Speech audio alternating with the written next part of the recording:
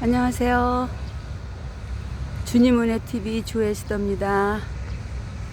오늘 이 아침에 호수공원에 왔어요. 왜냐, 여기 안 보여드린데 마저 보여드리려고요. 여기는 호수공원 제일 끝자락이에요. 한번 여기 보여드리면 이제 호수공원은 거의 다 보내드린 것 같습니다. 저 노래하는 분수대 거기 말고는 여기가 끝자락이거든요. 여기에서 산상수훈에 의에 줄이고 목마른 자는 복이 있나니 저희가 배부를 것이며에 대해서 오늘 말씀을 드리겠습니다. 여기가요 호수공원 끝자락이라고 할 수도 있고 맨 초입이라고 할 수도 있죠. 여기까지는 이렇게 여기를 보여드리면서 말씀을 증거하겠습니다.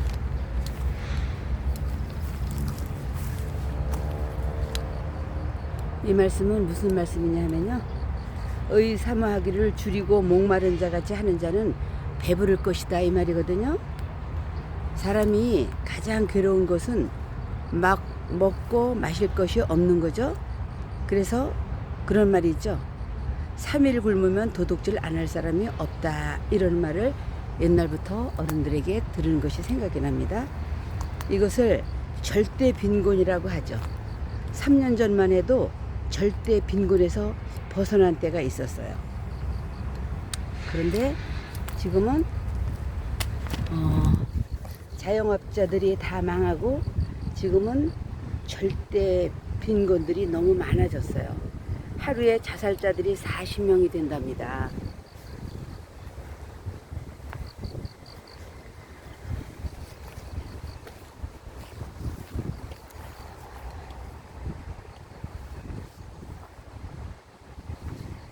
그런데 지금은, 그때는 3년 전만 해도 절대 빈곤은 없었고 상대 빈곤 때문에 고통을 당했죠.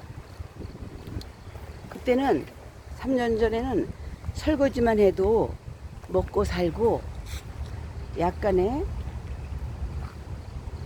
저축을 할 수 있으면서 살 수 있는 3년 전이 그립습니다.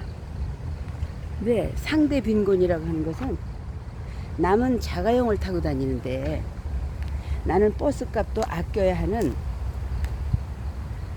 또 남들은 국내 여행, 해외 여행을 다니면서 즐기는데 난 이게 뭐야? 이렇게 생각하면서 내 팔자 타령하는 사람들이 간혹 있었어요.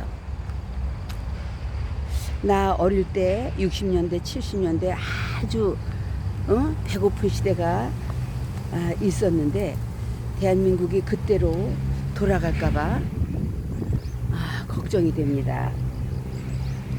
근데 이 성경에서는 절대 빈곤을 말하고 있어요. 목마르고 배고픈 사람은 오직 마실 것과 먹는 것만 생각하게 되죠. 이것은 인간의 본능적인 욕구예요. 배고프고 목말라 보지 본 사람은 이 굶주림의 절규가 어떠한지 알게 되죠.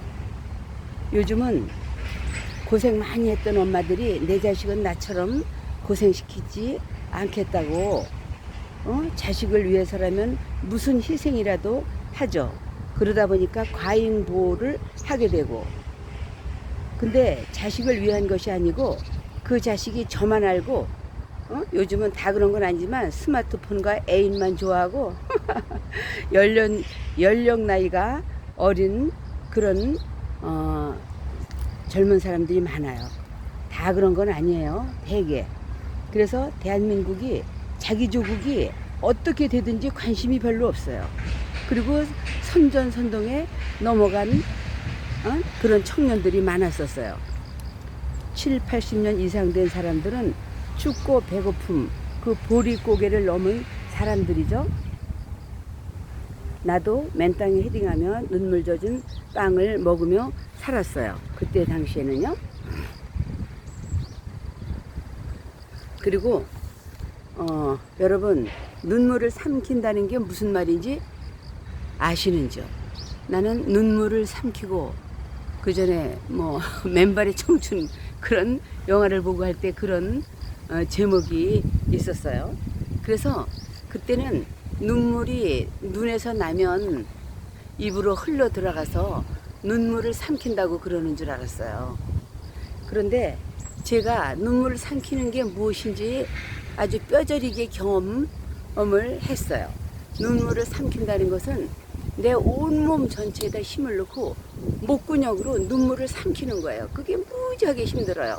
그렇게 삼키고 나면 눈에서 눈물이 나지 않습니다. 잠깐만요. 여기 잠수리 도토리가 떨어져서 도토리를 좀 주웠어요. 그리고 왜 옛날에 저 집은 똥구녕이 찢어지게 가난하다고. 아니 가난하면 가난하지 왜 똥구녕이 찢어지게 가난하다는 말을 하나, 그런 생각을 한 적이 있었습니다. 그런데 내가 23살에 결혼해가지고 그런 삶을 살았어요. 그런데 하나님은 나에게 그렇게 많은 어려움을 당했어도 그 대가라고 할까요? 나에게 믿음의 선물을 주셔서 믿음으로 나를 갚아주셔서 나는 지금 얼마나 행복하게 사는지 몰라요. 그래서 너무 행복하게 살다가 보니까 내가 잠깐만요. 이게 자꾸 눈에 띄어요. 이 도토리가요. 그래서 또 도토리를 4개를 주셨습니다. 근데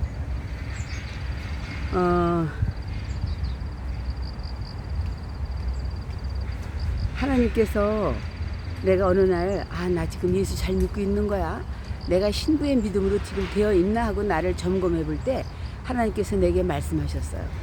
난공불락. 너무너무 기쁘고 감사했습니다. 바로 의사모하기를 이렇게 배고프고 목마른 자같이 사모하라. 그러면 배부를 것이다. 이 말입니다. 이 의라고 하는 것은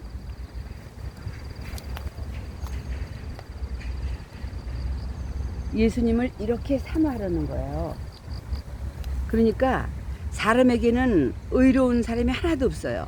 로마서 3장 10절에 의인은 없나니 하나도 없다. 의를 사모하는 것, 의를 사모한다는 말은 예수님을 사모하라, 그런 말입니다. 얼만큼 사모하냐? 줄인 자가 밥을 먹고 싶어 하듯, 목마른 자가 물을 마시고 싶어 하듯 예수님을 사모하기를 열망하고 욕구를 가지라는 거예요. 이것이 포인트입니다. 오늘 말씀에.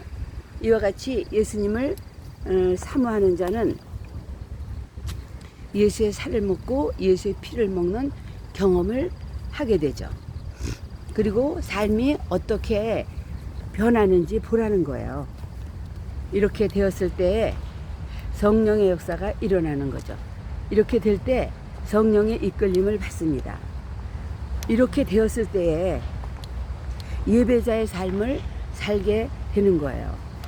이렇게 되었을 때 66권의 모든 말씀이 열어지고 말씀이 내 안에, 내가 말씀 안에 하나가 될 수 있는 거죠.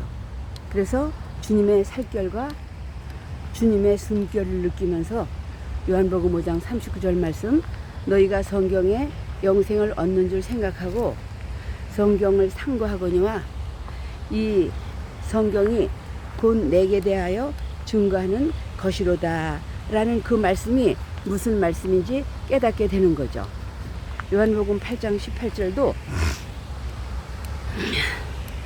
내가 나를 위하여 증거하는 자가 되고 나를 보내신 아버지도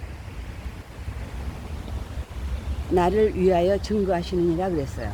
15장 26절에도 진리의 성령이 오실 때에 그가 나를 증거하실 것이요, 이렇게 말씀하셨고, 근데 교회는 몇십 년 다녔어도 예수님이 내 안에 없다면 얼마나 곤란하겠습니까? 세상 것은 다 있는데 부족한 것이 없는데 사람들한테 대우도 받고 사랑도 받고 칭찬도 받는데 예수님만 없어. 헌금도 많이 하고 대우도 그렇게 많이 받고 지켜 세움도 받고 그런데 예수님만 없다면 여러분 마지막 날 청천벽력이 아니겠습니까? 우물가의 여인처럼 헛되고 헛된 것을 구하며 헛되고 헛된 것에 관심을 두며 교회는 다니고 하다가 이 헛된 삶을 알았을 때에 그 절망감과 그 기가 막힌 그러한 환경을, 그러한 마지막을 우리가 맞지 않기를 바랍니다. 그래서 오늘 말씀 의에 줄이고 목마른 자, 줄이고 목마른 자와 같이 예수님을 사모하고 사모하여서 정말 우리가 영육간에 성공하는 삶이 되기를 바랍니다. 감사합니다. 사랑합니다. 오늘 이 아침에 8시에 나왔어요. 그랬더니 구름도 좀 끼고 그래서 그렇게 날이 맑지는 않네요. 저쪽에 오늘은 여러분 여기까지 하겠습니다. 감사합니다.